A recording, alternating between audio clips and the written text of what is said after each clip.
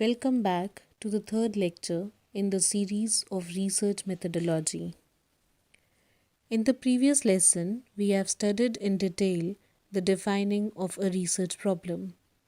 But once we have established the what of the study, next we need to do is to come to how of the study. And this how of the study is answered by research design. But before we move on to this topic, let us ask you a question. Suppose a person wants to construct his home. For this, he has identified a nice location too. But do you think that without a blueprint of the constructional home, the home can come as desired? Definitely. The answer to this is no. In research methodology too, it has been found by research scholars and managers that most studies do not result in any significant findings because of a faulty research design. Most researchers feel that once the problem is identified and hypotheses are made, one can go ahead and collect the data on a specified group or sample and then analyze it using statistical tests. However, unless the formulated research problem and the study hypothesis is tested through a well-defined plan, then the answers and the results are going to be merely based on hit and trial method rather than resting on any sound logic. An author of a paper, while reviewing the academic articles for a journal, stated that 20% of the reasons for rejection of research papers was inadequate study design. Our research paper do not get rejected because of the lack in the research design. So, let's understand and contemplate on the importance and the necessity of research design. So, in this lesson, we'll get to know what is research design, what are the essential elements of research design, what are different types of research design, and then we'll take some insight into basic principles of experimental design. And after this, we will conclude the lesson with the features of research design. So, let's begin with the definition of research design. Research design is the framework of research methods and techniques chosen by a researcher. The design allows researchers to take in on research methods that are suitable for the subject matter and set up their studies up for success. The function of a research design is to ensure that the evidence obtained enables one to effectively address the research problem as unambiguously as possible. That is to say, the research design is the conceptual structure within which research is conducted. It constitutes the blueprint for the collection, measurement, and analysis of data. As such, the design includes an outline of what the researcher will do from writing the hypothesis and its operational implications to the final analysis of the data.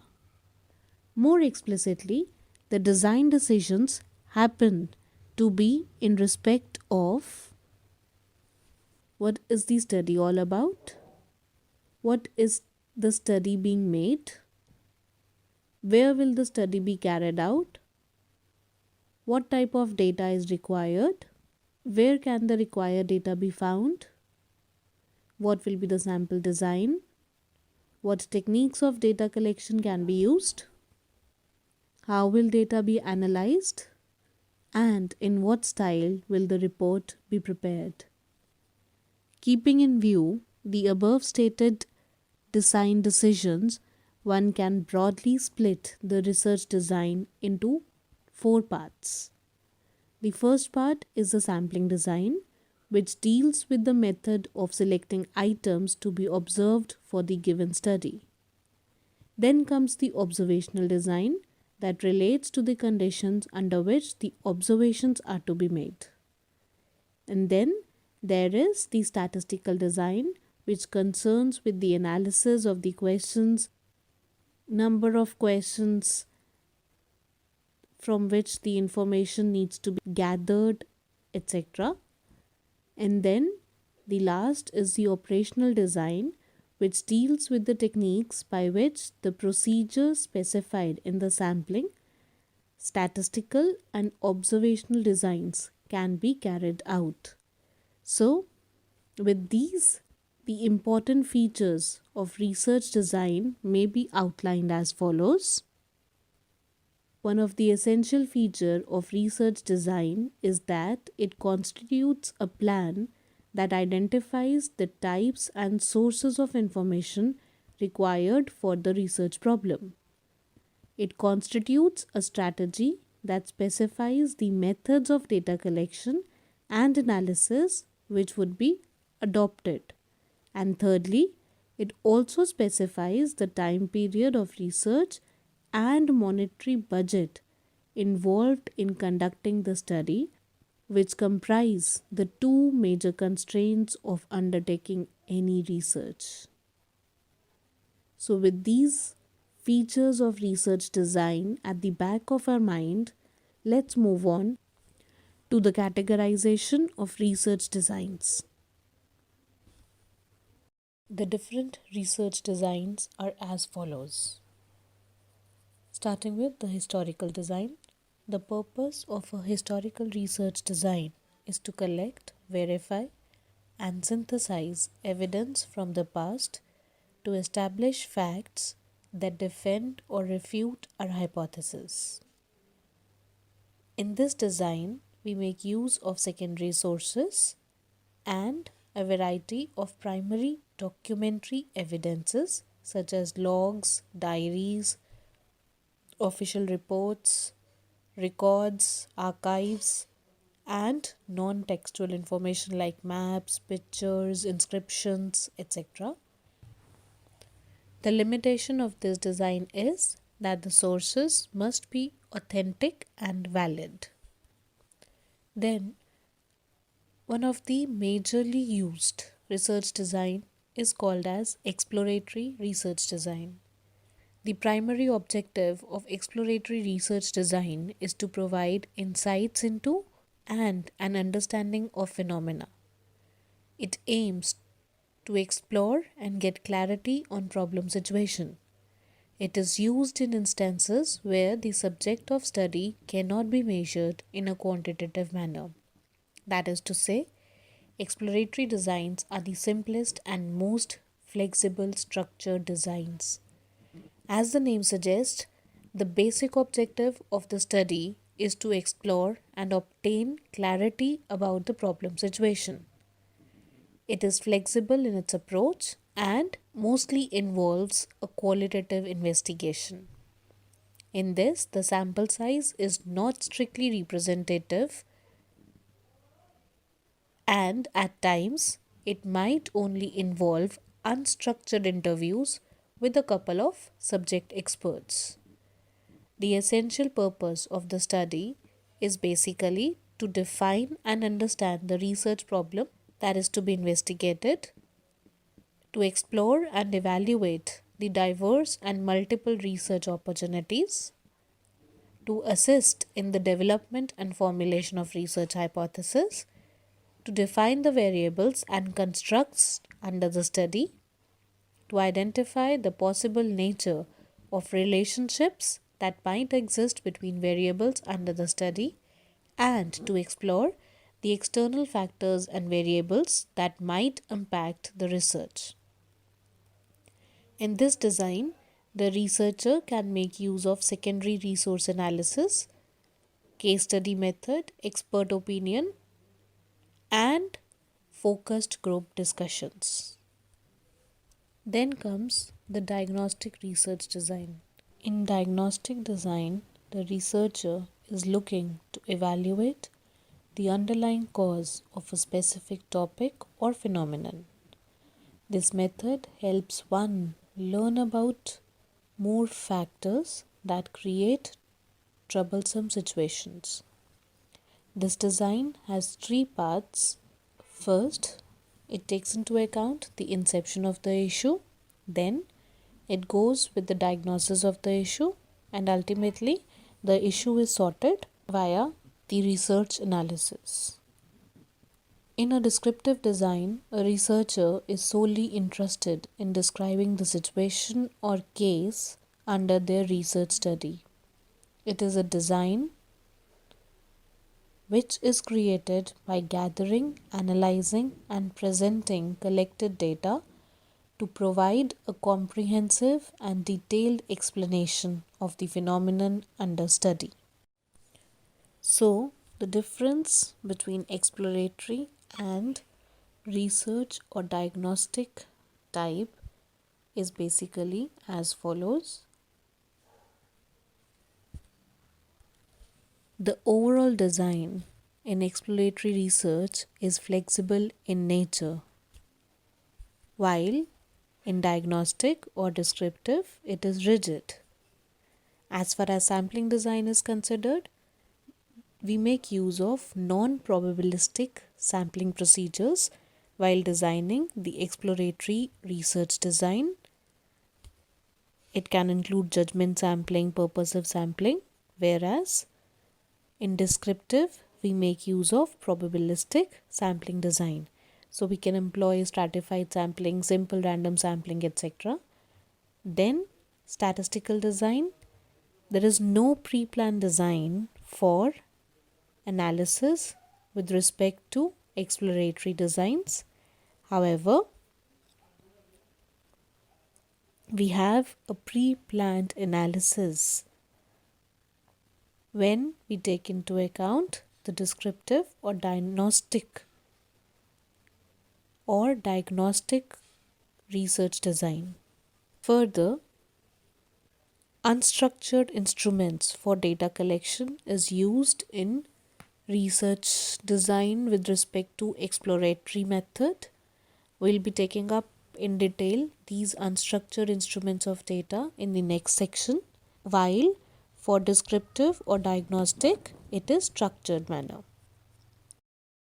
The last is the operational design. As far as exploratory is considered, no fixed decision about the operational procedures exist in exploratory design, whereas we have advanced decision making procedures when descriptive or diagnostic research design is taken into consideration.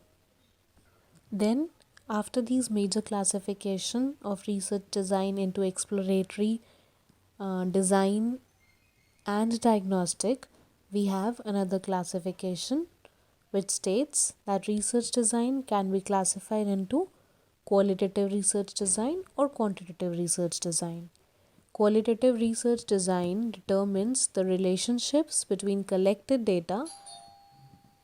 Qualitative research designs determine the relationships between collected data and observation based on mathematical calculations. Qualitative research design determines the relationship between the collected data and observations based on mathematical calculations. In this, one may go with non-parametric hypothesis. For example, the impact of grooming class on personality can be portrayed by qualitative research design. Then we have quantitative research design. In quantitative research design, the cases of statistical conclusions are met. The data is collected and analyzed on the basis of statistical tools and techniques.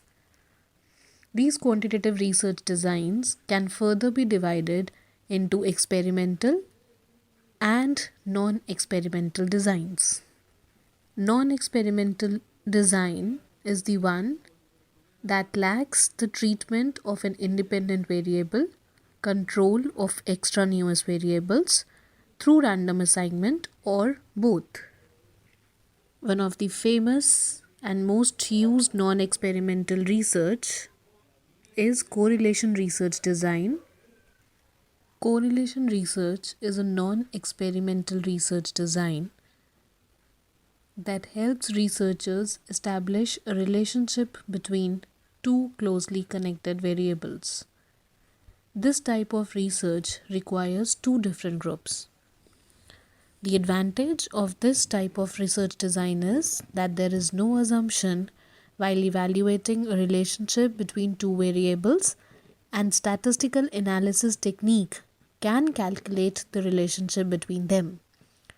For example, the understanding of the relation between demographic and say some other attribute like voting preference can be portrayed using correlation research designs.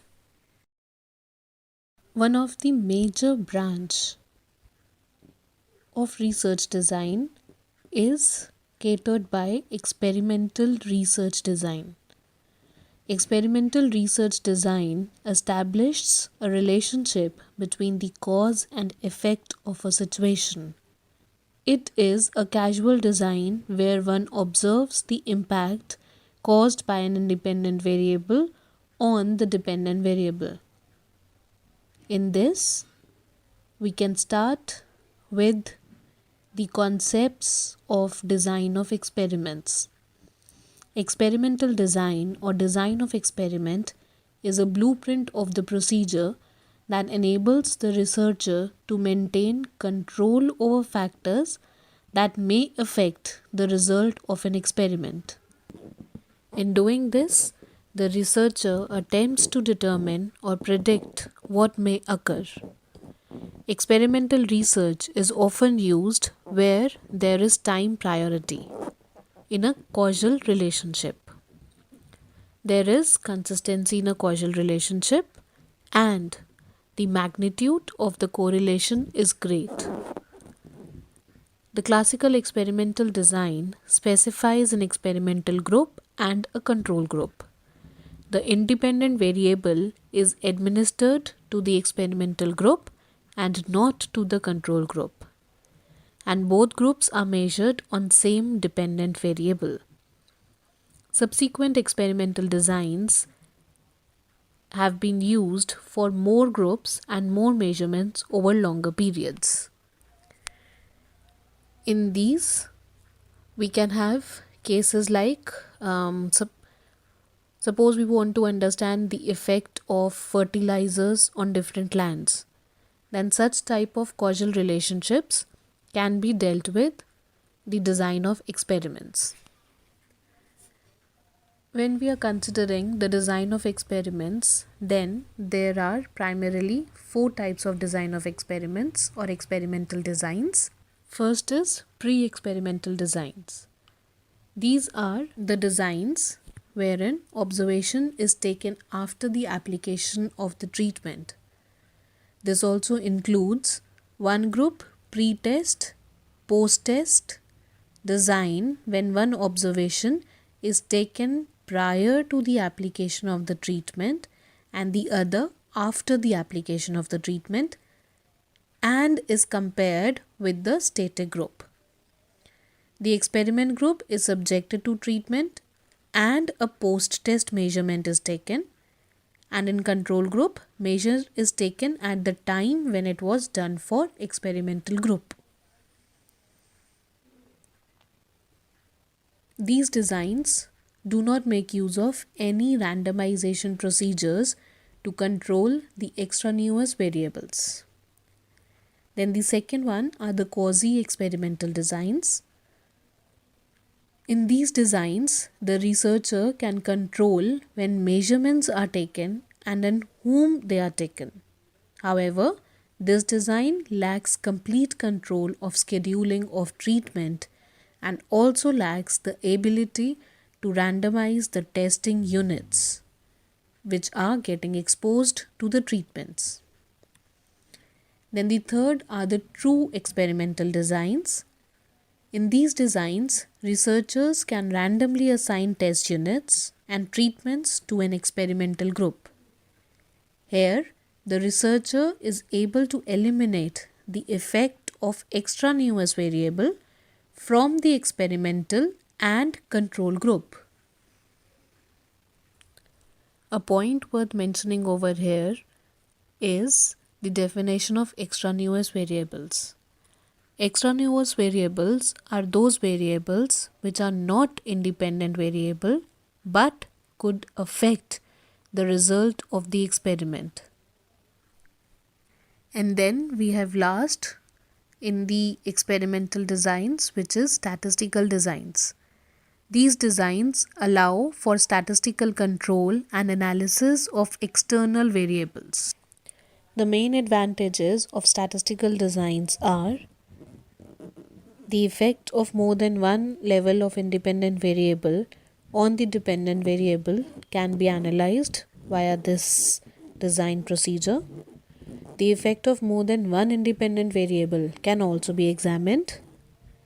The effect of specific extraneous variables can be controlled in this, and that is why they are studied widely in the field of research methodology. There are majorly three designs that forms the part of statistical design. One is called as CRD or complete randomized design. Second is called as RBD or randomized block design. And third is the factorial design, which takes into account the interaction between the variables. Now, before taking into consideration what these three designs are, there are certain concepts which are related to design of experiments, and these concepts are being utilized in taking up the research designs that are based on the experimental design structures. These are basically the three principles of design of experiments. Starting with randomization, this is the first principle of an experimental design. This process randomly assigns treatments to the experimental units. It implies that every allotment of treatment ends up with the same probability. When dividing research participants into the different groups, random assignment ensures that every participant has an equal chance of being assigned to both the experimental group and the control group. Randomization purpose is to remove bias and other sources of extraneous variation which are uncontrollable. For example, suppose we have a college, and in that college many students are there. Now, when we are considering the design of experimental structure, then we take up the form as in where we are randomly selecting the students and putting them in different classes. Then on these different classes, we are giving them the treatments as in the teaching, and then we are analyzing the results. So this type of structure is the randomization process in design of experiment. Then the second part is the replication. This is the second principle of experimental design. It is a repetition of the basic experiment. In all experiments, some variation exists because the experimental units, such as individuals or plots of land, cannot be physically identical. This variation is removable by using a number of experimental units. Therefore, the basic treatment is performed repeatedly. Researchers repeat the same studies on different research participants to see if they produce the same statistical significant result each time or not. So, using replication, we basically adds on to the efficiency of the experimental design. Replication helps in obtaining an accurate estimate of the experimental error, decreasing the experimental error, thereby increasing precision and obtaining a more precise estimate of the treatment effect. Now consider the example wherein we were dividing the entire students into different classes. Now, in these different classes, if we further bifurcate the students by the terms of their divisions, then that is called as the local control process. So, randomization and replication do not remove all extraneous sources of variation. A more refined experimental technique is required for that.